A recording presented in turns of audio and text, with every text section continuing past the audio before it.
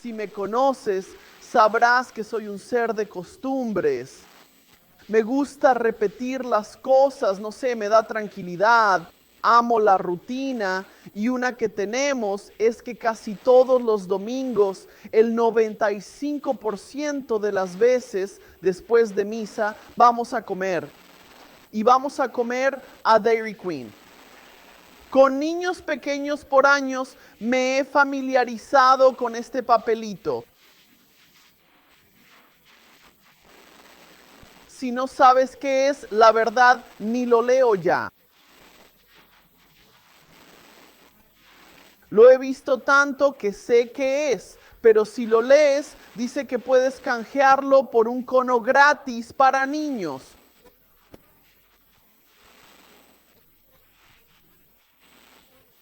Viene con todas las comidas infantiles. Esta palabra canjear, quitando la jerga legal, no se usa mucho. Claro, la usamos con cupones. Y la usamos en la iglesia. Hablamos de cómo Jesús nos redimió, pero fuera de mencionarlo en esos casos específicos, diría que no solemos pensar, normalmente no pienso en la palabra redimir y su verdadero significado. Es decir, en este caso, tú canjeas este cupón y te dan un helado gratis para niños. Pero mi lado cínico empieza a pensar que aunque el helado es gratis para mis hijos como el resto de su comida, yo lo pagué. Yo pagué el precio por eso. Y el helado, aunque es gratis para mis hijos, fue comprado ya sea, se pagó de una de dos formas. O el precio estaba incluido en la comida infantil, así que lo pagué y no es gratis. O no estaba incluido y el señor Lawson, el dueño de Dairy Queen, simplemente absorbió el costo. Él pagó el precio del helado gratis para niños. Pero de cualquier manera, ese helado no era gratis. Fue redimido a un precio. Incluso en la iglesia, llevo bastante tiempo asistiendo, crecí en la iglesia y oí frases sobre cómo Jesús murió por nuestros pecados y cómo la sangre nos redime. Es cierto y es una gran noticia, pero hubo un tiempo en que, aunque conocía la verdad, no la entendía del todo. En realidad no fue hasta que entendí no solo que fui redimido, sino cómo que todo cobró sentido y tocó mi corazón, pues no era algo general.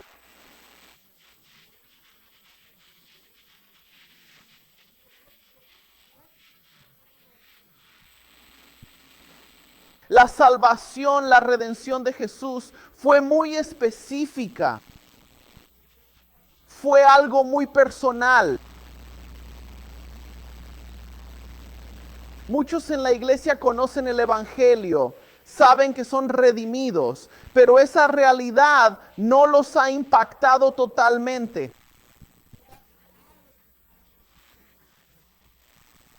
No han comprendido ni sido transformados completamente por lo que significa ser redimidos por la sangre de Cristo. A principios de año empezamos una serie sobre las cartas de 1 y 2 Pedro. Pedro, él es el discípulo de Jesús. Él es la roca. En esta carta le habla a la iglesia primitiva. Les escribe sobre sus problemas y aclara dos cosas importantes. Primero, como cristianos, somos extranjeros en tierra extraña.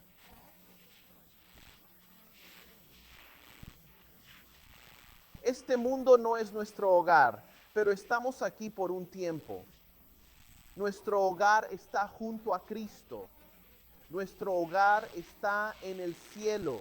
Nuestro hogar está con el Padre. Pero ahora somos peregrinos.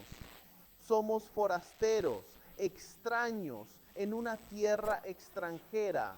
Además, aunque extranjeros, somos hijos del Rey.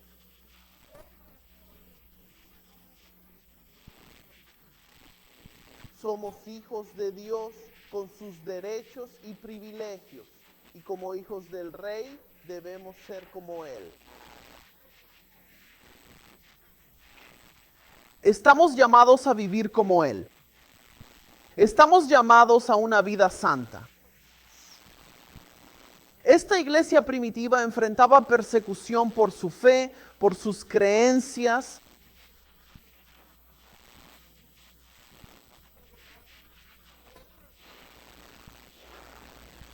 Enfrentaban confusión cultural, intentando encajar entre lo que la cultura y Dios les decían, buscando vivir fielmente en una cultura ajena.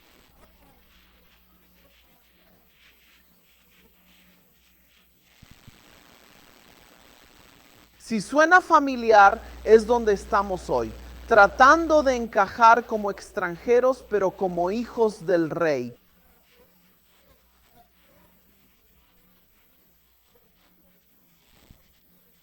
Y el mensaje de Pablo, predico mucho de Corintios. El mensaje de Pedro es, no olviden su ancla. No olvides quién eres. No olvides el precio que se pagó. No olvides el poder que recibiste. No olvides la prueba de quién eres. La última vez en este libro paramos en 1 Pedro 1:16, así que seguiremos desde el versículo 17. 1 Pedro 1:17 dice, ya que invocan a un Padre que juzga sin favoritismos, vivan como extranjeros aquí con temor reverente. Pedro está llamando la atención de la iglesia. Intenta captar su atención y que se enfoquen. Les dice, como hijos del Rey en tierra extraña, deben vivir como tales. Vivan con temor reverente al Señor. Este temor del Señor se ha discutido mucho. Es un tema que suele malinterpretarse. Hoy elegí una versión que habla de temor reverente. La palabra reverencia no está en el original. Se añade ahí para ayudarnos a entender lo que se dice, ya que nuestra idea moderna del miedo no siempre coincide con el concepto bíblico del temor. Cuando pensamos en miedo, nuestra mente suele ir a películas de terror. Ese terror por tu vida, ese miedo de autopreservación. A menudo aplicamos esa idea de miedo a Dios, pero en sentido bíblico. El sentido bíblico del temor no es igual al miedo de las películas de terror. El sentido bíblico del temor es, como se dijo, un temor reverente, un asombro respetuoso. Como un niño que mira a su padre y dice, ¡qué grande y fuerte! Quiero ser como él. Ese es el temor reverente, el asombro del que Pedro habla aquí. Pero además, esta idea de que Dios es nuestro juez imparcial, esta noción del juicio, suele provocar sentimientos de miedo, ¿no? Nos incomoda, sin duda. No nos gusta ser juzgados, ni que observen lo que hacemos, ni que critiquen nuestros aciertos y errores. No nos agrada sentir que alguien nos vigila constantemente.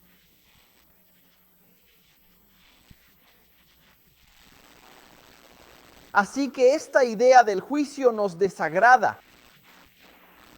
Pero es nuestra cultura actual influyendo en la palabra de Dios. Pedro habla del juicio de Dios como algo familiar, no punitivo.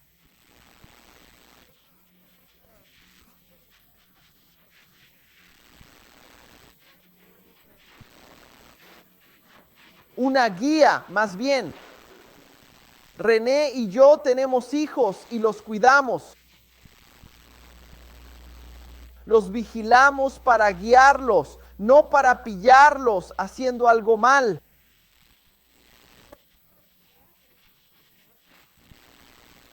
Porque queremos guiarlos y enseñarles cómo deben comportarse. Para lograrlo es necesario hacer juicios. No es te atraparé para castigarte, sino juzgaré imparcialmente para ayudarte a mejorar, para guiarte y dirigirte a reflejar nuestros valores, para que reflejes nuestro corazón. Este es el juicio que Dios da aquí, del que Pedro habla. Esta corrección suave nos guía hacia el corazón de Dios. Pedro sigue en el versículo 18. Fuisteis rescatados de vuestra vana manera de vivir, no con oro ni plata, sino con la sangre preciosa de Cristo, Cordero sin mancha.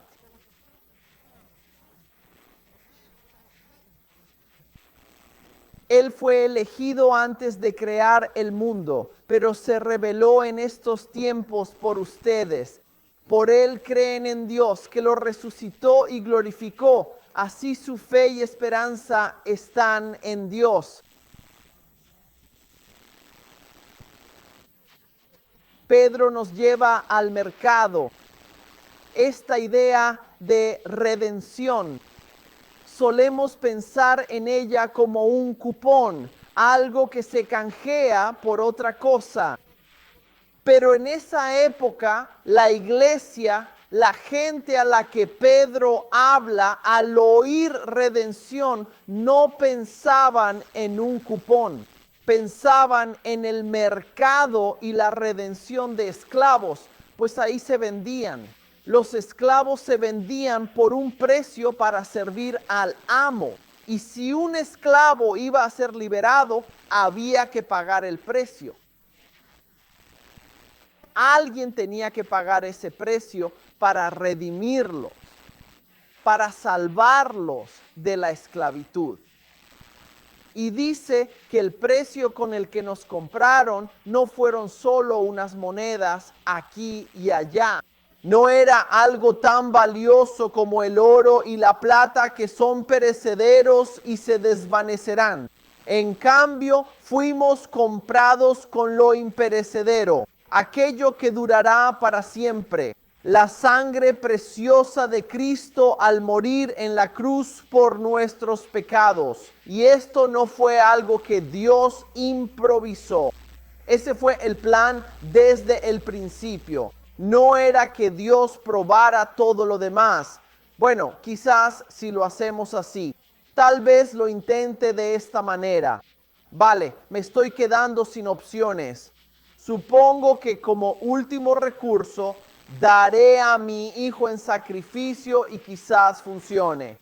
No fue así para nada. Este fue el plan desde el principio. Y la razón por la que tuvo que ser así, por la que Dios hizo todo esto, fue para que tu fe y esperanza estén en Él. Ese era el plan de Dios. Ese era el propósito de Dios. Pues cada uno de nosotros pone su esperanza y fe en algo. Todos cubren sus apuestas. Todos ponen su esperanza en algo. Tal vez sea el dinero. Que si tengo suficiente dinero, estaré seguro. Entonces todo estará resuelto. O en mi imagen. Si me muestro así, si me veo bien, si logro que me admiren y respeten, estaré a salvo.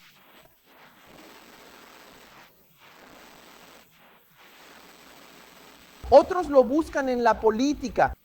Si elegimos a los correctos, si mi bando gana, todo estará bien. O quizás en nuestras relaciones. Si hallo a la persona ideal, si formo y cuido mi familia, todo irá bien. Pero la verdad es que todo esto es efímero. Todo se desvanecerá. Todo se derrumbará bajo el peso de tu fe y esperanza. Nunca será suficiente para lo que necesitas. Lo único que lo será es la sangre de Cristo. Porque la gente te decepcionará. La gente fallará. Tu desempeño y habilidad para ganar o hacer lo correcto fluctuará. Tendrás altibajos. Algún día todo tu dinero se habrá ido. Y lo único que puede sostener todo eso no es algo perecedero, no es algo que se desvanecerá. Lo único que puede sostener todo eso es Jesucristo y el precio que pagó por nuestros pecados. Entonces, ¿dónde nos deja esto? Bueno, ahí es donde Pedro continúa. Dice, ahora que se han purificado obedeciendo la verdad para amarse sinceramente, ámense de corazón unos a otros, pues han nacido de nuevo, no de semilla perecedera, sino de imperecedera, mediante la palabra de Dios que vive y permanece. Toda la humanidad es como la hierba, y toda su gloria como la flor del campo. La hierba se seca y la flor cae, pero la palabra del Señor permanece para siempre. Y esta es la palabra que se les predicó a ustedes. Todas estas otras cosas se desvanecerán. John Newton nació el 24 de julio de 1725. No nació siendo un monstruo, pero algunos lo habrían considerado así. No tuvo una buena infancia, lo que le llevó a una difícil vida adulta. Pronto se metió en el negocio naviero, que suena bien, salvo por su carga. No transportaba especias ni nada parecido. Transportaba personas. Estaba metido en el comercio de esclavos. Y no solo transportaba gente. Era un hombre violento. Era un hombre blasfemo. Era alguien a quien llamarías monstruo. Se burlaba abiertamente de Dios y de sus seguidores. Estaba tan lejos de Dios como uno podría imaginar. Y luego a los 23 años en el mar, una violenta tormenta surgió amenazando no solo su barco, sino su vida. En medio de todo, en sus pruebas, acudió al Dios que había burlado y le pidió ayuda.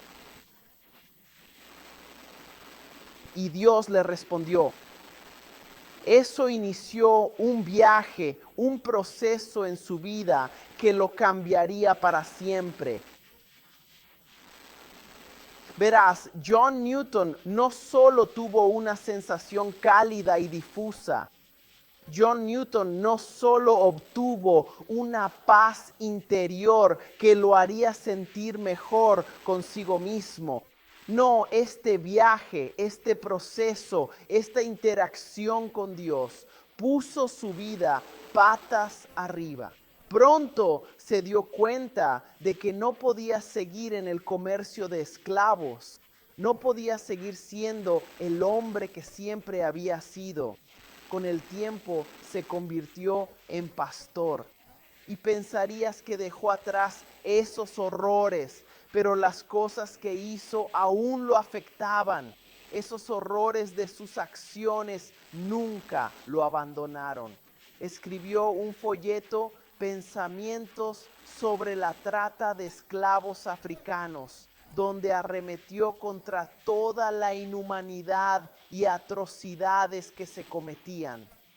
En él se describía como un desgraciado, un hombre vil atormentado por todas las vidas que había arruinado.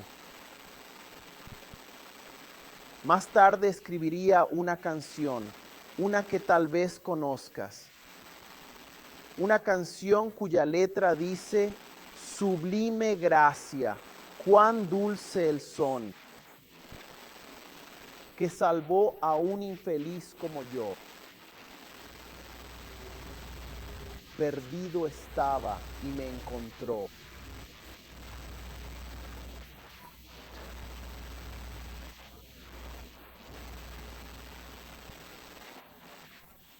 Era ciego y hoy puedo ver.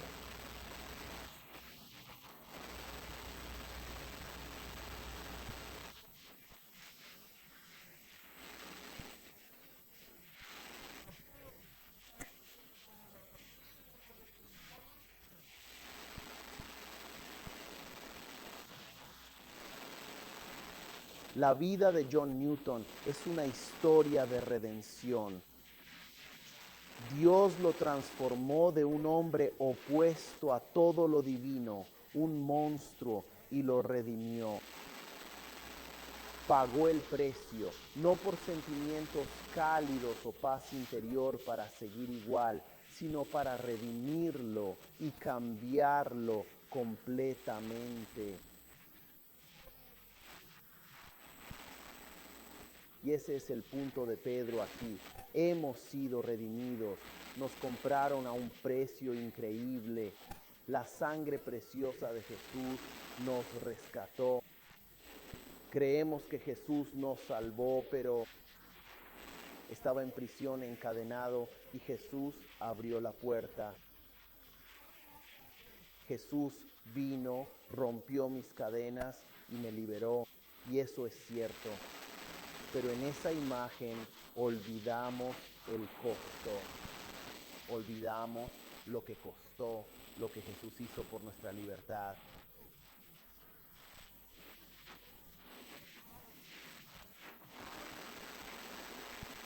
No es solo la historia de John Newton de hace siglos. Es una historia que continúa hoy. Es una historia que se repite constantemente. Ocurre en iglesias y en toda nuestra sociedad. En vidas como Lecrae, Joe Rogan y hasta Justin Bieber. Personas cuyas vidas cambian y se transforman y a menudo no acaban como esperábamos. Porque si has crecido en la iglesia, probablemente muchos han crecido con nada más que una religión vacía. Vienes a la iglesia, te paras, cantas y alzas las manos, pero te guardas todo porque, bueno, no puedo mostrar vulnerabilidad. No puedo mostrar que no soy perfecto.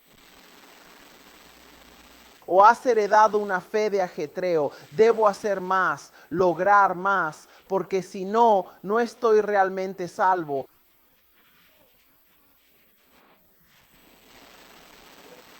Pero eso no es de lo que Pedro habla aquí.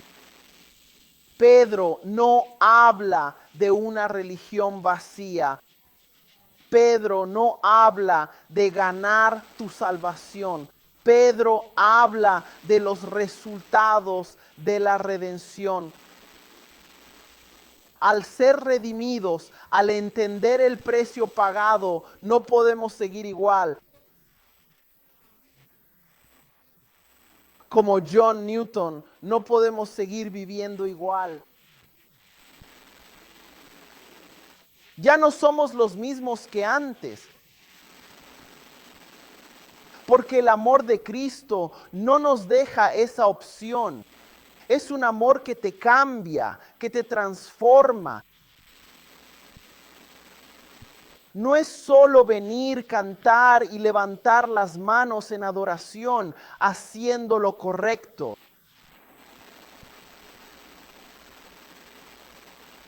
Es más, cómo vives que cómo adoras, pues la santidad no es aparentar. No se trata de parecer espiritual, se trata de vivir así. Pedro concluye, renacimos por la palabra de Dios, por el evangelio que recibimos. Eso es lo que nos transforma, eso es lo que nos cambia. No es una sensación cálida, no es inspirarse para hacer más o mejor. Se trata de ser transformado. Si has sido redimido, si has recibido la salvación de Jesús, si fuiste comprado con su preciosa sangre imperecedera, la pregunta es, ¿puede la gente notarlo?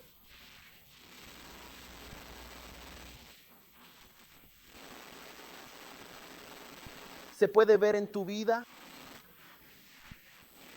Debemos preguntarnos, ¿realmente vivo como alguien redimido?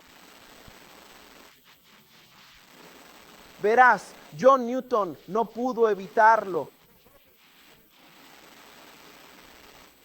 No es que no quisiera esa vida, es que no podía seguir en el comercio de esclavos. Él cambió, se transformó, fue redimido. No pudo evitar vivir como Cristo, ser conformado a su imagen. Y tú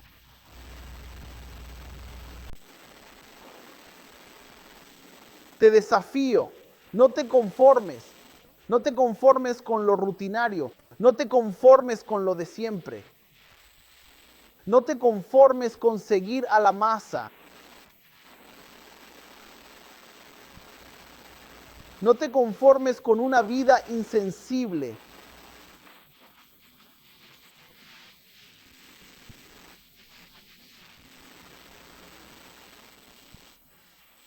Elige esperanza, fe en Cristo, vive con reverencia, ama sinceramente y arraígate en la palabra de Dios, el evangelio que recibimos. Sí, porque fuimos redimidos. Jesús no solo nos liberó, nos compró. Así es, Señor Jesús, gracias por lo que hiciste. Gracias por el precio que pagaste. Dios, que no nos conformemos con saber que lo hiciste, sino que entendamos cómo y a qué costo.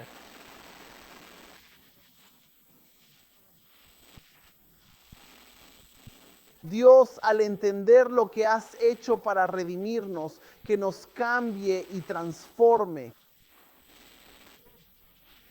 Que no nos conformemos con nuestra vida actual, sino que tu amor en nosotros se desborde en todo lo que hacemos.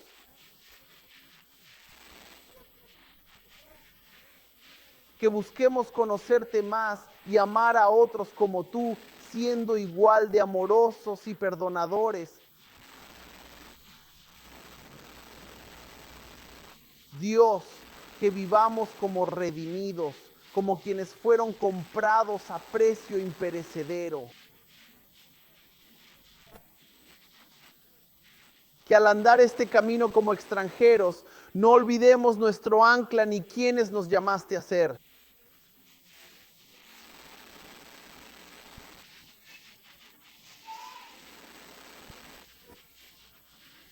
Que seamos transformados por la obra de Cristo en la cruz.